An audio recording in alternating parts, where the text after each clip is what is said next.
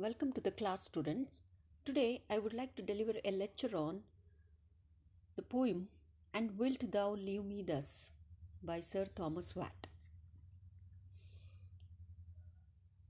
There have been several collections of poetry since the 16th century that have included works attributed to Sir Thomas Watt. There remains confusion, however, as to the exact number of poems written by Watt. There are several reasons for this uncertainty, as many of Watt's works were translations of the Italian poet Petrarch and others. Some anthologists have chosen not to attribute these versions to Watt. Watt's canon is believed to be somewhere between 100 and 250 poems, not including his satires. A further complications to clearly establishing the breadth of Thomas Watt's work is the fact that he was not alone in translating some poems, and it becomes a challenge to attribute correctly which version belongs to which poet. For instance, the Thomas Watt poem, The Long Love That in My Thought Doth Harbour, is a translation of Petrarch's Rhyme 140.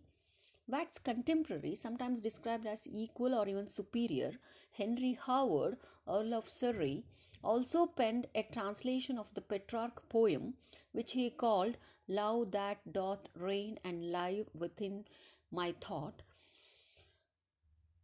Various critics have argued the respective literary merits and demerits of three works. It is wrong to dismiss Thomas Watt's achievements in transforming Petrarch's initial works as mere translation. Thomas Watt uses the tradition and respect held by Petrarch's work to scaffold the new form of English poetry and to catalogue the political and social tensions of his time. Apart from the issue of originality, Thomas Watt's work is difficult to attribute as he used various forms within poetry, prose, and verse. His canon includes sonnets, epigrams, letters, songs, ballads, satires, writing in a range of styles which explore the forms of literature across the ages and nations. Understandably, makes the provinces sometimes difficult to establish. Another test to establishing clear authorship of Thomas Watt's work is the fact that poems and songs were rarely signed, as they were created to entertain the court, and on some occasions anonymity would be appropriate. The court of Henry VII was a turbulent one, both politically and socially.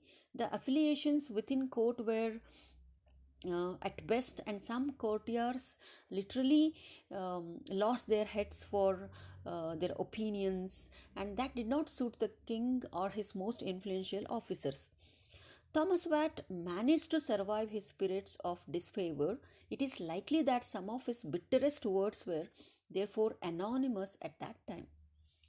As Thomas Watt's poems were published only posthumously, checking their validity with the author was not possible, and a desire to clarify the poet's intent often led well meaning anthologists to their own interpretations. There was very little punctuation with his poems.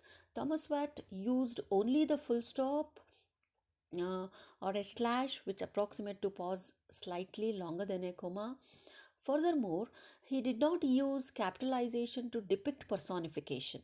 Therefore, his work has been subtly flexed between various editors' attempts to direct the readers to the correct interpretation of Thomas Watt's message. Thomas Watt's work was first anthologized in 1557, Total Miscellany, the first printed anthology of English poetry. The editors of publisher Richard Tottle chose to manipulate the rhyme and punctuation of Thomas Watt's work. The full title of text is Songs and Sonneties, written by the Right Honorable Lord Henry Howard, late Earl of Surrey, and other shows the Thomas Watt's work was not regarded as highly as Howard's at this time. The result of the editing of Thomas Watt's work may have brought his work more in line with Howard's, or at least with what Tottel felt the popular audience would appreciate. Uh, Coming to the selected poem, uh,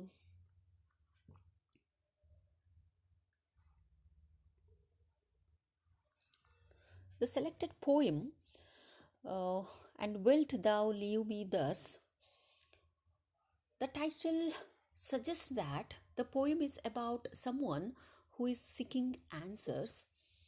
There is only one question and no answer, but mere assumption in all the stanzas. Question is at the base throughout the poem. The poem is filled with a rhetorical question that is repeated. So, in the first verse, the narrator appeals to his lady not to leave him in such a state of grief and sorrow. If she does, she will then be responsible for his misery. He repeats his rhetorical question from the first line. The narrator repeats his petition even in the second verse, questioning as to whether she will abandon he who has loved her constantly through times of profit and anguish. He then questions whether her heart has the strength and capacity to withstand the pressure of her terrible deed. Again, he pleads with her not to desert him.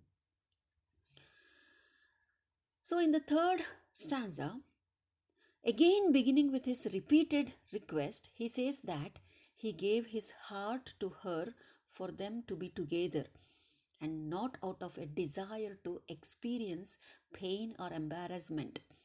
His plea this time is for her not to leave him so broken and humiliated. By the fourth stanza, the appeal is more intense. He asks for compassion as he has loved her. By line 22, uh, her unkindness and brutality can be seen. The song concludes with the opening two lines being repeated. So, the repetition, it's a unique style. Repetition demonstrates the sincerity and seriousness in the speaker's words. The repeated lines, say nay, shows that the speaker's attitude ranged from fear to disappointment to hopelessness. So, the song is composed of four sestes, six line verses, each with a refrain, say nay, which reflects the tone of desolation and anguish. In the first stanza, the appealing for her to deny her rejection places the effect of the separation more to her disadvantages rather than his. The narrator implies that the lady will be held accountable for the distress she has caused him. Here, Thomas Watt is reminding the audience that courtly relationships are public entities in many ways, and the lady may damage her own reputation by dissolving this union. This implication reminds us of the tense social relationship within Tudor court, wherein being out of favor could the fatal consequences. So here the symbol, the lady in the poem is addressed as Hellas. Hellas also means alas. It further means unfortunately, regrettable. It goes to the extent of blaming the ladies as brutal. So coming to this first, even in the second stanza, it deals with losses beyond those of the heart and mind. He reminds the lady of his loyalty and how he has stood by her through good and bad times, which is expressed in the alliterative phrases wealth and woe. Relationships were often conducted with fiscal implications being important, if not central, and money brought power and security to any match. Here, there is a suggestion that his support of her may have been more than as a lover, but also as a financial patron, these sorts of bonds would be difficult for a lady to give up unless there was a replacement for her former lover. There is a veiled warning in the question as to whether the lady's heart can survive the impact of such a action as abandoning the narrator. Her rejection could have consequences on her own emotional, though perhaps physical state. If she were to break his heart, she may in turn damage her own or even fall prey to the court. So, by the fourth stanza, the narrator is filled with hopelessness at the lady's dismissal of him. He asserts that her cruelty has destroyed him. So, the song uh, construction, it's a traditional servant mistress relationship is established in the very first line.